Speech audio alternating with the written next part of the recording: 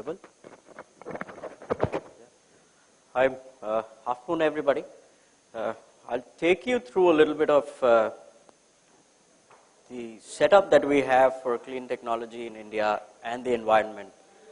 Clean technology typically is more inclined towards energy because we're still in the early days of clean technology in the country.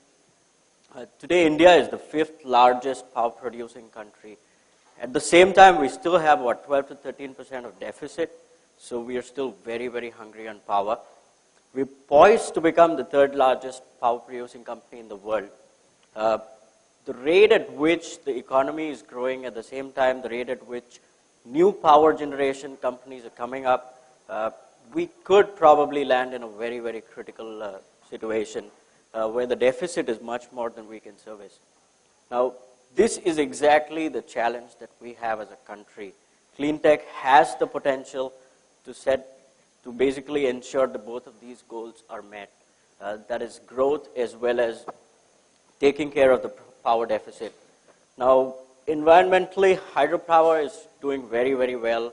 Interestingly, only 3.5% of the hydropower is produced by private companies. So that's a huge opportunity for investments today. Solar is getting hotter. However, thanks to the most expensive technologies that are available today, there is a huge challenge for venture capitalists, private equity to actually invest money in solar projects. Wind is blowing hard, absolutely. I mean, that's a huge opportunity again. Now, this is very interesting. Water is everywhere, but we don't have a single drop to drink. There's a paradox of value there. Water is more useful than diamonds, and we really don't know of the day when water may be more expensive or as expensive as diamonds.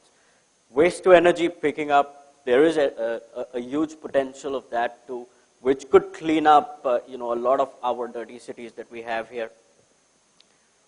Agriculture is one of the highest consumers of water and other energy resources. Now, clean agriculture is really the problem that we have in India, being an agrarian economy. And so sadly that, more than 400 people in the country don't have access to the grid. So there is an opportunity off-grid as well. We have a coal tax. Now, this is an opportunity which the government should really take forward and give thrust to newer technologies. We charge about 50 rupees per ton on coal imports and coal usage, which has the potential of providing $650 million for R&D and deployment of new renewable energy technologies.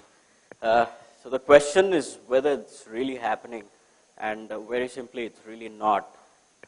We have two ways, to look at things. Let the others do it, or let's invent and innovate ourselves. Typically, at this point in time, we still depend on Western technology to come in and, provide what we need in India. I'm going to basically focus more on invention and the innovation. Now, briefly, the opportunities actually exist on the implementation side, like power projects, blah, blah, blah. This is where the private equity players, majority of them focus today on various forms of implementation. Venture capitalists have been taking a bet on the invention, innovation, but it's really very, very early days. One of the examples that I've sort of read through was Reliance Ventures actually took 3.5 long years to find a good investable clean tech firm in India. In the last 1 year, that's 2010, we've seen about $800 million invested in the clean tech firms, but there were 3 big deals which comprise of almost $600 million there. So you can actually see the potential of newer technologies coming up, but the money is not available today. In short, there is a dearth of good investable clean tech companies, and that's the opportunity for the entrepreneurs in India. Now, how many of us have heard of blockbuster inventions or innovations, coming out of our own country? Anybody? None? Well, we innovated the outsourcing model for the world. That's number 1. We got a Nobel Prize for ribosome, and that's about it. These are the only 2 blockbuster inventions that we've really seen in the last 10 years or 20 years maybe. Now, that is where we have to change the Indian map. We have to build a culture for inventions, for innovation, and that actually starts when we are getting educated in colleges and universities. Uh, you know, there was this movie, Three Idiots. If you remember a dialogue by Amir Khan, to Baman Irani there. What number one, sir? यहाँ कोई inventions की बात ही नहीं करता. That's the culture we have today.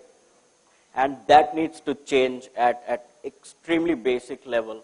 And it's really not about the human capital, the talent, the intellectual capital. We have all of it, but we don't have the culture, and that's exactly what we need to build.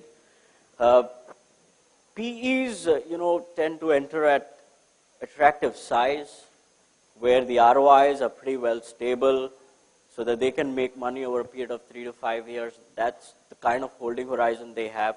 Venture capitalists tend to enter a little early, but at a time when the product, innovation, or invention is more commercially ready. Again, the holding period is about 3 to 5 years. Now, this is a huge challenge for the entire investment industry, that there are very, very long gestation times if we have to support innovation, if we have to support inventions on clean technology side. And thus, the real challenge is actually getting back to the high-tech Stone Age, where the environment is pretty safe for us to live, and at the same time, we have benefits of high technology, available to us to make our life, livable in a country like India. So I'll invite Shivani to take over from me. Yeah, thank you.